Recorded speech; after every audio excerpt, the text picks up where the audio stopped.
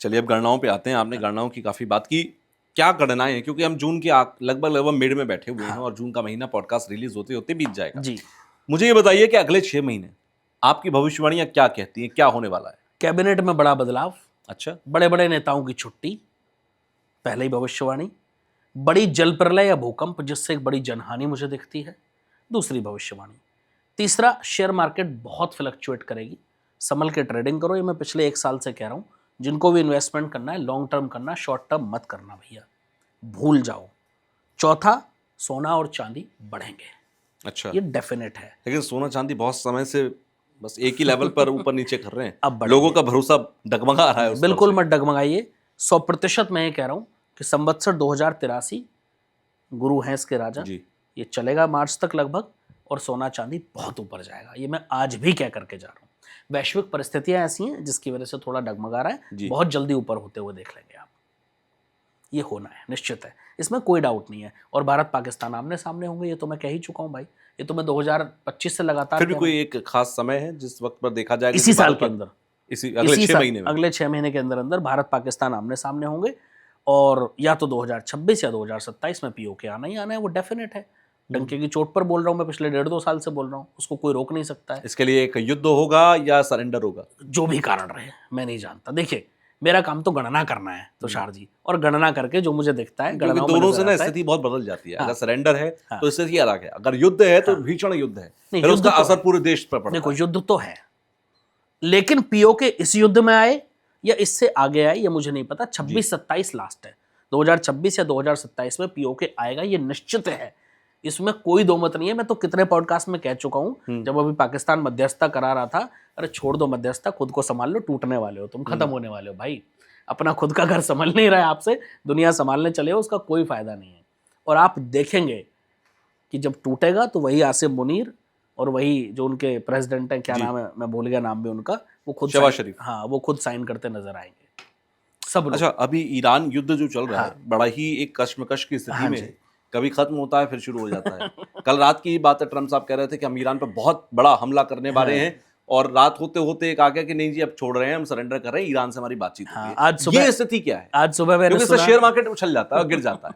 आज सुबह एक बयान और सुना उनका कि हमारा समझौता लगभग हो चुका है, हाँ, बस साइन होने बाकी बिल्कुल है। बिल्कुल। तो पता नहीं, खैर उनके मूड स्विंग्स होते रहते हैं, वो तो मैं कुछ नहीं कहूंगा। लेकिन मैंने एक चीज हमेशा, ये मैं जब ईरान युद्ध शुरू हुआ तब लोगों ने जी। पूछा था कई सारे चैनल्स पर, तो मैंने एक ही बात कही थी कि मई 2026 तक आते आते इस युद्ध की कमर टूट जाएगी, यानी कमजोर पड़ जाएगा। ओके। जो हुआ, मैंने ये भी कहा था कि मार्च 2021 में लगभग पहला युद्ध विराम अमेरिका घोषित करेगा, जो हुआ। लेकिन साथ में मैंने एक चीज और कही कि इस युद्ध का जो असर है वो दुनिया पर मई 2027 तक बना रहेगा। अच्छा। और ये मैं आज भी बोल रहा हूं, यानी आप सोचो कि पूरी तरह खत्म असर हो का जाए। मतलब? अब देखिए, या तो छोटी मोटी घटनाएं ऐसी होती रहें जैसी हो रही है। ज्योतिष में हमें कुछ व्यापक चीजें नहीं दिखती, हमारे पास कोई दूरबीन नहीं है। ठीक है। हमारी गणनाएं जो इशारा करती हैं वो हम बता देते हैं। तो दुनिया इस युद्ध से इफेक्टेड रहेगी, ये डेफिनेट है। किस वे में इफेक्ट होगा वो हम नहीं जानते, क्या होगा, कैसे होगा, उसका कारण कौन बनेगा वो हमें नहीं पता। लेकिन गणनाएं ऐसा इशारा कर रही हैं कि 2027 मई तक इस युद्ध से लोग प्रभावित रहेंगे। तो उसके लिए तैयार रहिए। लेकिन कोई बहुत बड़ी आफत नहीं आने वाली है भारत में, कोई बहुत बड़ा जो है वो नहीं होने वाला है, परेशानी नहीं होने वाली है। कई लोग, कई ज्योतिषियों ने तो प्रेडिक्शन तक कर डाली थी, अप्रैल मई में बैंक क्रैश हो जाएंगे। कहाँ है वो ज्योतिषी अब सब? वो बात अलग है, फिर उन्होंने मई जून कहना शुरू कर दिया, अब शायद जून जुलाई कहना शुरू कर देंगे। कुछ हुआ? मैं अकेला था जिसने कहा था कोई बैंक बंद नहीं होगा। रही बात भ्रष्टाचार का मामले सामने आने की, वो एक अलग मैटर है, वो एक अलग विषय है। ये तो मैं 2024 से 25 से कह रहा हूं कि 2026 में बड़े बड़े भ्रष्टाचार के केस खुलेंगे। क्यों कह रहा हूं? मैं उसके पीछे का कारण भी हमेशा बताता हूं कि भाई शनि मीन राशि में चल रहे हैं, ठीक है, और शनि जब जब राशि चक्र की अंतिम राशि है मीन राशि, जब दोबारा से अपना चक्र शुरू करते हैं तो कर्म फल दाता है, पुराने कर्मों का हिसाब करके ही जाते हैं। दूसरा, इस संवत्सर के जो राजा हैं वो गुरु हैं। जब राजा गुरु होते हैं तो अन्याय बर्दाश्त नहीं होता, बड़े बड़े जो पुराने अन्याय वो खुलते हैं और लोग दंडित होते हैं। इसलिए भी मैंने कहा था बहुत बड़े बड़े भ्रष्टाचार के केस खुलेंगे। तीसरा, इस समय जो भारत की महादशा चल रही है वो मंगल की चल रही है। भारत की कुंडली में मंगल आर्द्रा नक्षत्र में बैठे हुए हैं। आर्द्रा नक्षत्र जो है वो क्लींजिंग का नक्षत्र है। तो सफाई होनी निश्चित है। जो आप देख रहे हैं, बांग्लादेशियों को भगाया जा रहा है, अवैध स्ट्रक्चर्स ढाए जा रहे हैं, ये सब क्लींजिंग ही तो है। तो ये सब हो रहा है। और मैं इसके पीछे का लॉजिक सबको बताता हूं कि मैंने क्यों कही ये बात है केवल ये नहीं होता तुषार जी कि 2 वीडियो यहाँ देखी 2 वहां देखी, बैठ के बोल दिया। अरे उसके पीछे की गणनाएं बताओ ना, क्या है बिल्कुल। उसके पीछे का कारण बताओ, लॉजिक बताओ कि आपने किस बेस पर ये चीजें बोली। तो वो बेस में हमेशा बताता हूँ।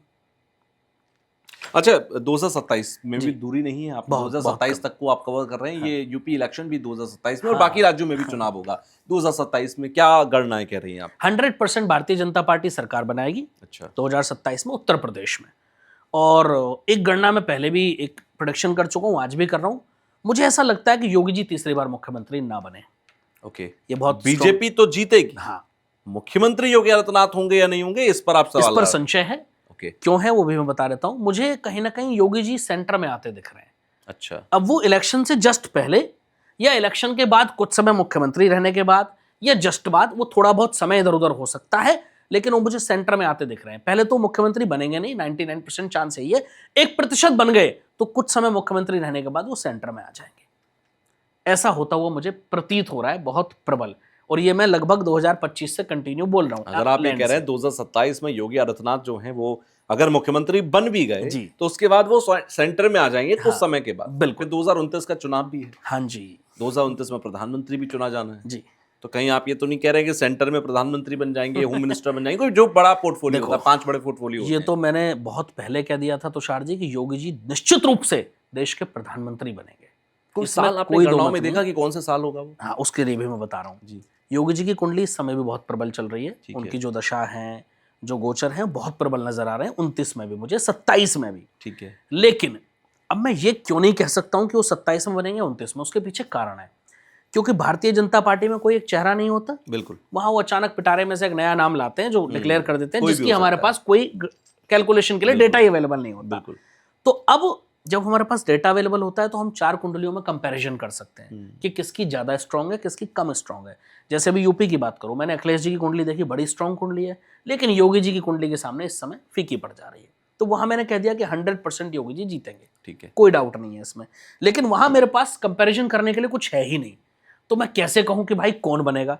मुझे अमित शाह जी की कुंडली बड़ी स्ट्रांग नजर आती है, मुझे एस जयशंकर साहब की कुंडली बड़ी स्ट्रांग नजर आती है, और मुझे योगी जी की कुंडली तो प्रबल है ही है। और ये तो मैं बहुत पहले कह चुका हूं कि भाई योगी जी के प्रधानमंत्री रहते हुए भारत हिंदू राष्ट्र घोषित होगा और ये हम सब के लिए गर्व का पल होगा।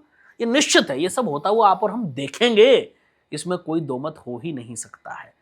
और मुझे क्यों ऐसा लग रहा है पता नहीं कि शायद मोदी जी देश के अगले राष्ट्रपति होंगे।